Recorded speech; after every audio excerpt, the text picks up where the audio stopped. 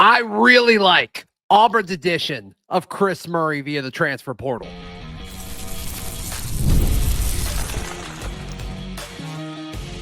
You are Locked On Auburn, your daily podcast on the Auburn Tigers. Part of the Locked On Podcast Network, your team every day.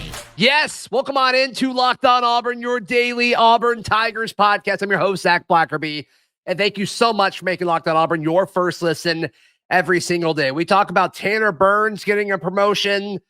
Also, on 3 lists, Auburn is a top 10 team in college football. I hope they're right. They're way too early.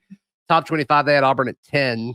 That's interesting. Lindsay Crosby joins me to break those things down. But some portal stuff happened, including last night. Auburn lands the commitment of Chris Murray from Sam Houston State. If you listen to Friday's edition of Locked On Auburn, Daryl joined me, and we went back and forth on, okay, Chris Murray is expected to be kind of targeted by the Auburn Tigers, as well as former Clemson edge / defensive end, A.J. Hoffler.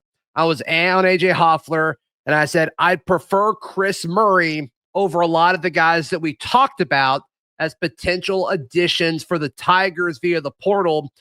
I like Chris Murray a lot because I think he can do some different things in places where Auburn needs depth. Listen, at 6'4", 255, the guy can rush the passer.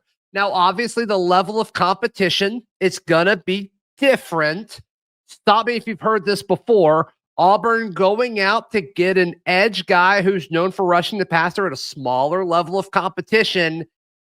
We asked the question, can they translate what they did at a smaller level of competition to the SEC? Well, this staff, they're 2 for 2 in doing that so far. Jalen McLeod, yes, from App State to Auburn, obviously. Then Kieron Crawford, last portal cycle or last year, going from Arkansas State and coming to Auburn. Now we get to see Chris Murray going from Sam Houston State to Auburn.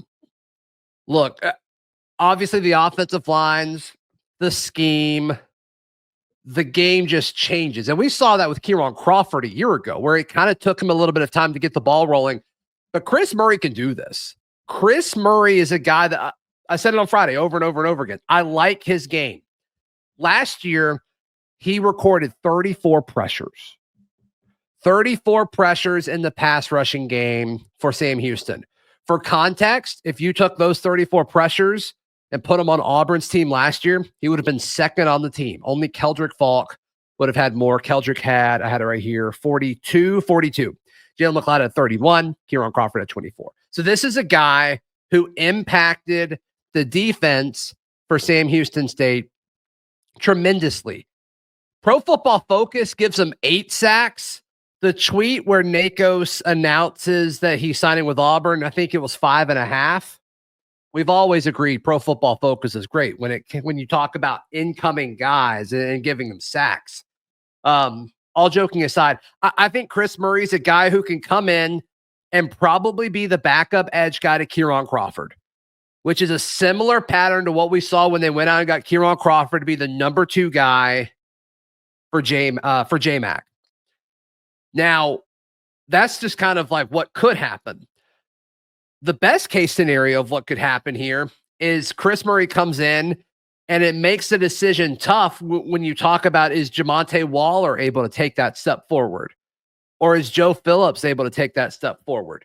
And there's a lot of things you can look at with this roster and say, okay, there's plenty of guys who could step up and potentially push Chris Murray for this number 2 edge spot. Jared Smith, who we talked about a little bit last week, the very talented incoming freshman who won a lot of folks over at his All-Star game last week. So Auburn's got dudes in this room, and that's all you can ask for. We say it over and over again.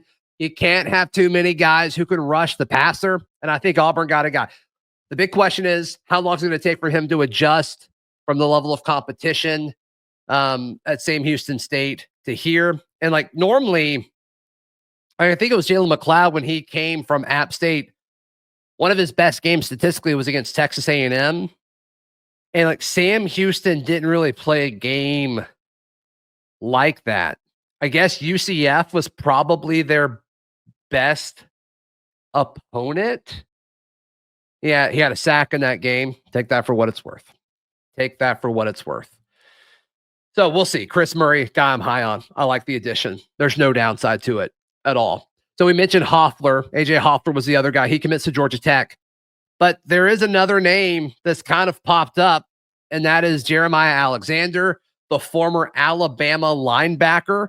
Hayes Fawcett of On3 put out a graphic saying, hey, Jeremiah Alexander, he's going to be looking at those Auburn, Clemson, Ole Miss, and Oklahoma. And just talking to folks close to the situation, it sounds like DJ Durkin really likes Jeremiah Alexander. And I think we all have a similar opinion on DJ Durkin at this point. If he wants somebody specifically at linebacker, I trust him. I trust DJ Durkin at this point as far as the talent that he's brought in, especially at linebacker. I think he's done a great job with all of that. So Jeremiah Alexander, the former Alabama linebacker. Hayes Fawcett in his report had him listed as an edge. Everywhere else seems to have him at linebacker. And just looking at the limited snaps he had at Alabama last year, they were at linebacker. They weren't at edge. Now, these kids obviously talked to Hayes. Was he recruited to play edge? Possibly. But we'll see. We'll certainly see. And hopefully he ends up at Auburn. The same person that I talked to, it sounds like Auburn is concerned about Clemson in this, which is a little interesting in this transfer portal market. But take that for what it's worth. Jeremiah Alexander was the top player in the state of Alabama by a couple of different sites in the 2022 class. He's out of Thompson. We've heard, how much this coaching staff is valuing in-state talent. I think that even is a retroactive in-state talent, which is great. So we'll certainly see what happens with that. But Jeremiah Alexander is certainly a name to look at. Didn't play a ton at Bama. He played special teams more than anything a year ago. So we'll see what that looks like and if Auburn can kind of can lock him down, because I think that'd be a solid addition to this linebacker room, which when you throw the freshman out, the linebacker room is Robert Woodyard, DeMarcus Riddick, Xavier Atkins, and DJ Barber. They're going to need more guys.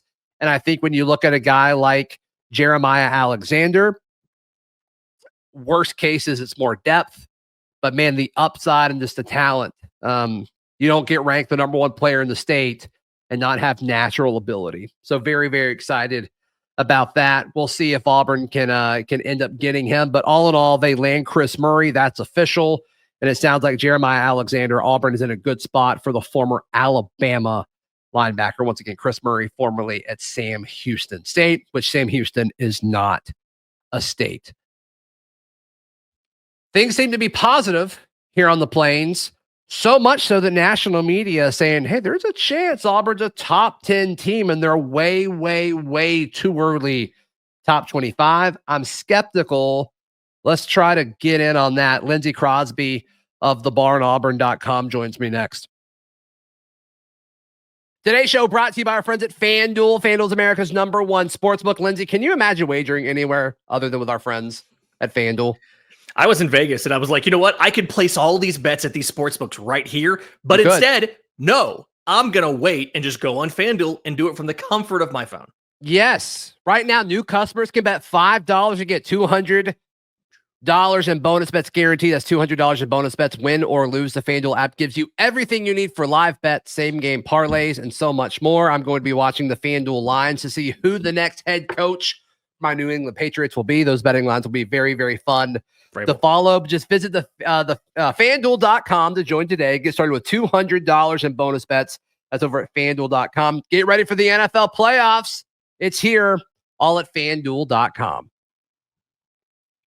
Thank you so much for making Locked On Auburn your first listen every single day.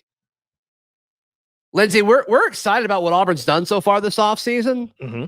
But I don't think it's crossed my mind once. It's like, oh yeah, Auburn, top 10 team, Auburn. That hasn't crossed my mind once. Well, but it has for some folks, which I'm here for. Yes. I'm here for. I'm not condoning this at all. I just don't agree with it.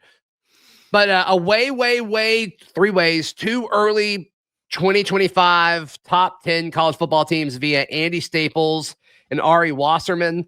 This is all through On3, and they posted this graphic. It went semi-viral over the weekend.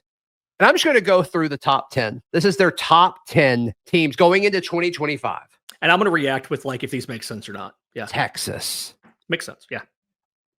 Oregon. Yes. Ohio State. Yes. Penn State. I hate to see it, but yes. Notre Dame.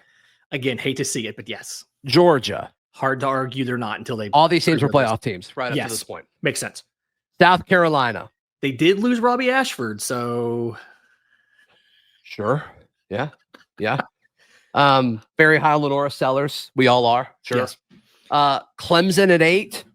Okay. Playoff team. Yeah. Cade Klubnik's coming back. The path in the ACC seems even easier with Cam Ward being gone. Like, okay, cool, whatever. Florida at 9.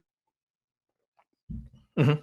Maybe they're major believers in DJ Lagway, which I'm not going to push back on. He's fun to watch. But here we go.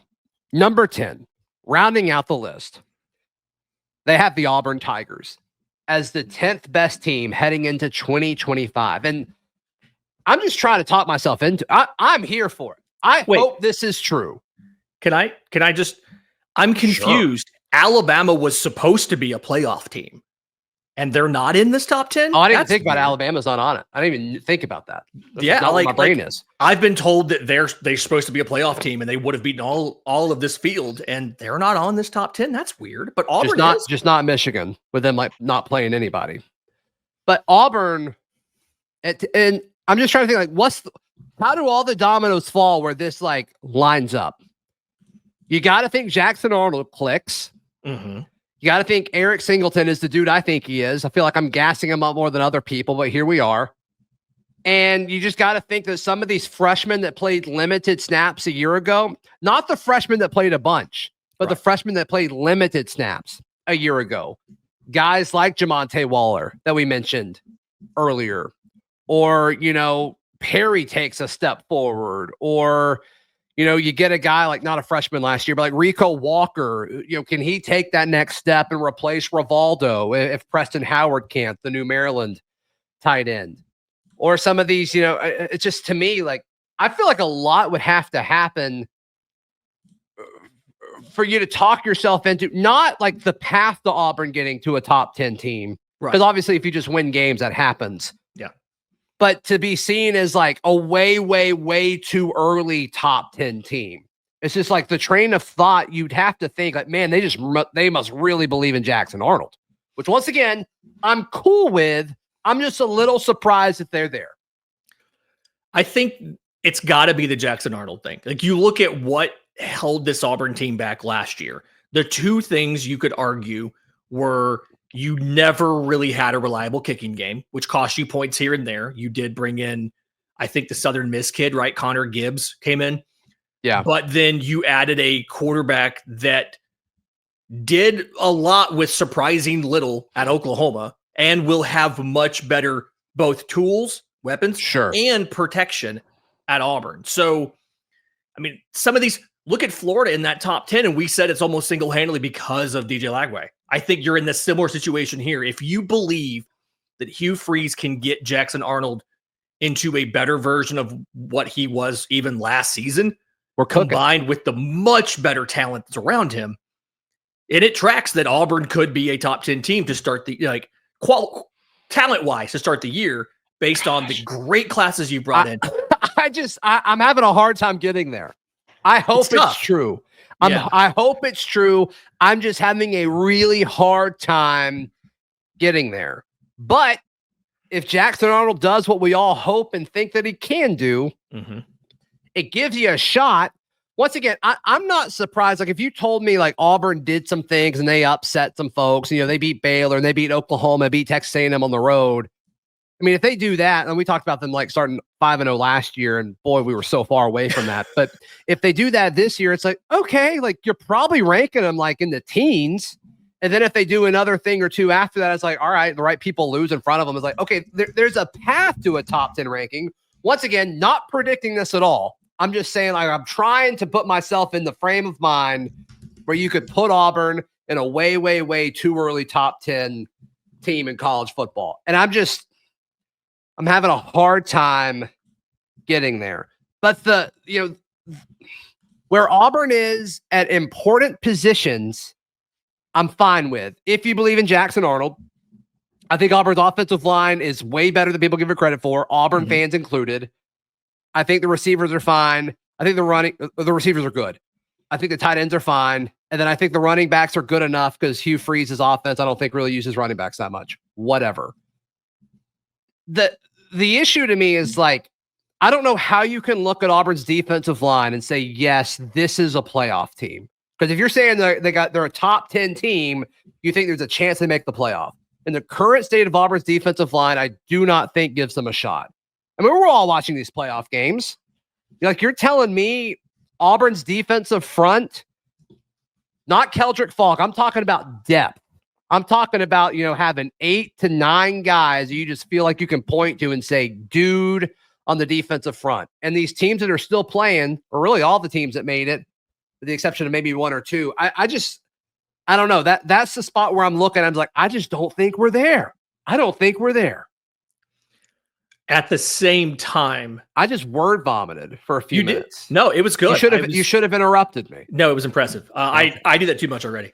At the same time, like devil's advocate here, a really good quarterback and a really good offense can cover up a lot of deficiencies. Sure. I think you're in a situation where the starters on the defensive line are good enough, right? Like we all believe in Keldrick Falk. We all believe in some of these guys that you have, Kieran Crawford, the guys rushing the passer and things like that. And I think so. Just so we're on the same page here, the starters in a base 4, okay, are Kieran Crawford, Keldrick Falk, Dallas Walker the 4th that knows Malik Blockton at the 3, right? I think those 4 guys are good enough if you can get the game script in your favor, right? If this offense is truly, if Jackson Arnold is as good as we think he is, and if this offense can score early and often like we expect, and you can minimize the ability of the opposing team to just pound the ball at this defense, I think that front 4 absolutely is good enough. Your point, if you have to go 10 deep in a game because the opposing offense is getting 80 snaps and they're running the ball 35, 40 times, you don't have the depth to withstand it. As of now, we still have time, right? But as of now, we're questioning if you have the depth to withstand that. Sure. But again, and a really good offense covers up a lot of deficiencies. Yeah. And once again, like I've said this on a previous show, I think roster-wise on offense, we're fine. Is the scheme good? Like, has anything Auburn's done in the last 2 years from a scheme standpoint, I guess really just last year because offensive coordinators changed, but does that scream like, oh yeah, this could be a top 10 team? I don't know. But man, I hope they're right. I'm having a hard time mentally getting in that space, but let's go. Let's do it pretty early because there's a 3-week stretch to close September and open October that is at Oklahoma, at Texas A&M, home for Georgia. Yeah. 3 games in 4 weeks, and you will find out very quickly how good this 2025 Auburn Tigers team is after those 3 games. Because you could realistically be 3-0 going into that, right? Baylor, Ball State, South Alabama. You'll have to go to Waco to play the Fighting Walker Whites. If we're not 3-0, it means you lost at Baylor. If we open the season with a loss at Baylor, and we'll talk more about this over the summer, but like that's going to be really bad. Really, really bad. But yeah, like that's arguably the toughest stretch of your season right there. Oklahoma, Texas A&M, Georgia, with 2 of those on the road. You get a bye before Georgia, but still. Like after that, what's the hardest stretch there versus Missouri at Arkansas? Vandy, Mercer, Alabama? Like that's the season right there, those 3 games. And I think that you'll have some time for the offense to gel. And big thing here, Jackson Arnold's in for the spring. He's here for the spring. All your receivers, Eric Singleton, everybody will be here for the spring. That's the big thing to get that offense. You're going to sink or swim based on how the offense does next year. Yeah. So, hey, what do you guys think of this list?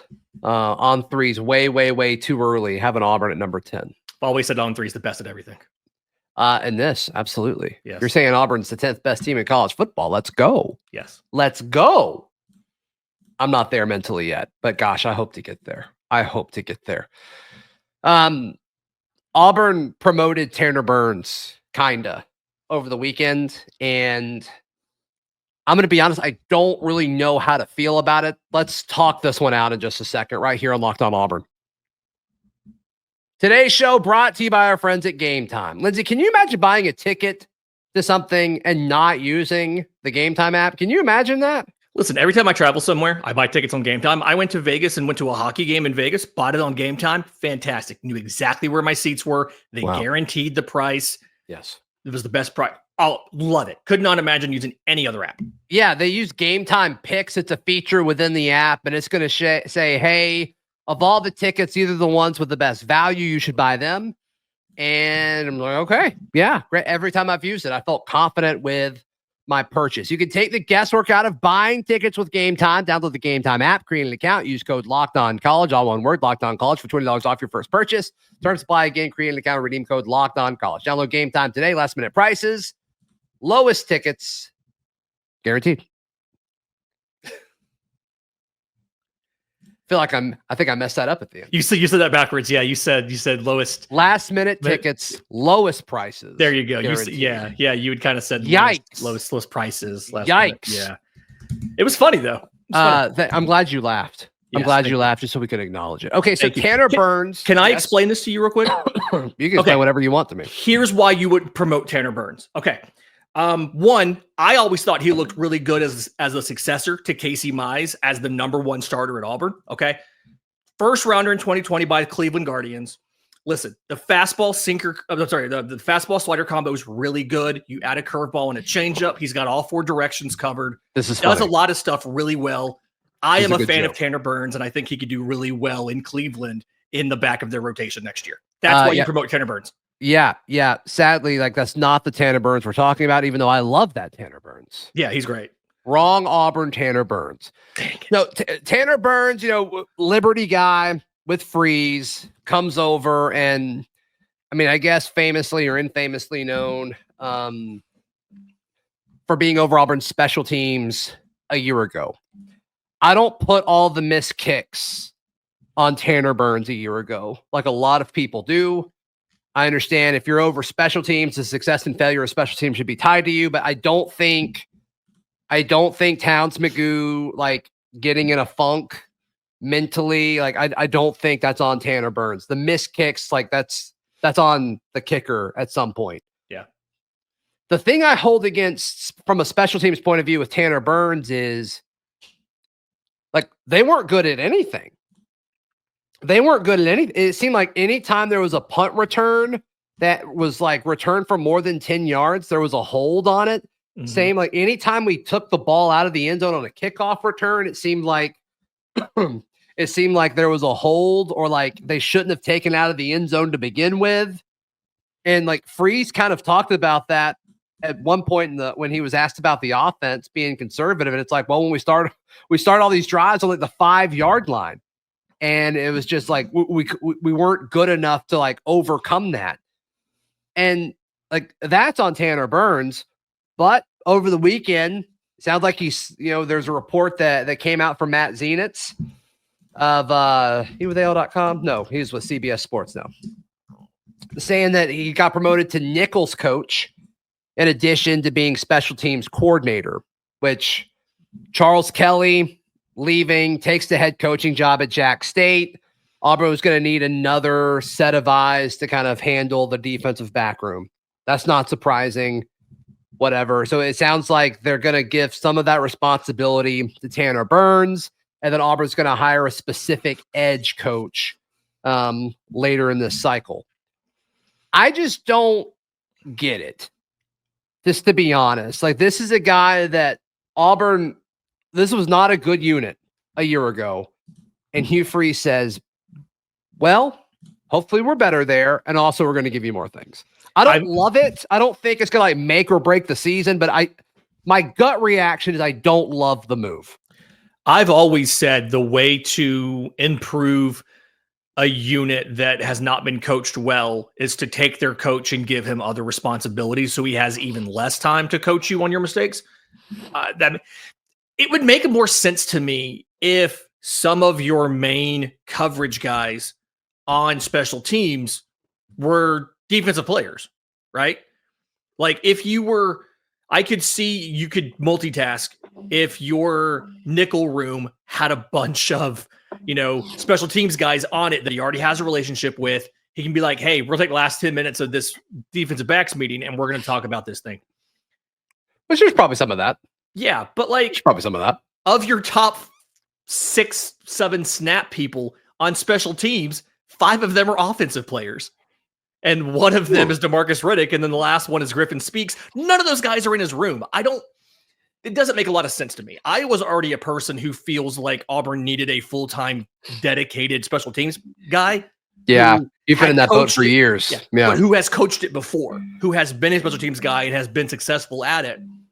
And now this almost feels like you're just kind of banking on, better health. We brought in some new guys, right? We brought in Hudson. How do you say that? I don't want to get it wrong. No, say it. No, I you're going to be right. Say it. You'll be right. Say it. Say it. Hudson Cock. There it is. See, yep. I didn't want to be the guy. Okay. You bring in Hudson Cock. You bring in the kicker from Southern. Like you bring in new pieces, and it feels like Auburn's just kind of banking on that working. But who were your primary returners last year? Jeremiah Cobb, Keontae Scott, Malcolm Simmons. I don't have an issue with the returners though. I know that's probably not where you were heading. You did mention go ahead. Some of the decisions to bring balls out when they shouldn't have. But fair. Yeah, like a lot of the other penalties were blocking and things like that. They felt undercoached as a unit. Like that's the big takeaway I'm getting here. Yeah, it's like if something could go wrong, it did. Yeah. And, so take away their coach half the time and make him do other work too. Doesn't make sense to me. Yeah, I don't love it, but is it going to make or break the season? Probably not. Just my gut reaction was, interesting. It's weird. Whatever. Let us know what you think in the comments down below or on socials or over at thebarnauburn.com. Lindsay, thank you for your time as always, my guy. How can people check out everything that you've got going on? I'm on Twitter at Crosby Baseball. All the Auburn baseball stuff is on thebarnauburn.com. We've got a great announcement coming up soon on that. And if you're a Major League Baseball fan, BravesToday.com is the Braves Today podcast, as well as the MLB recap called First Pitch. Yep.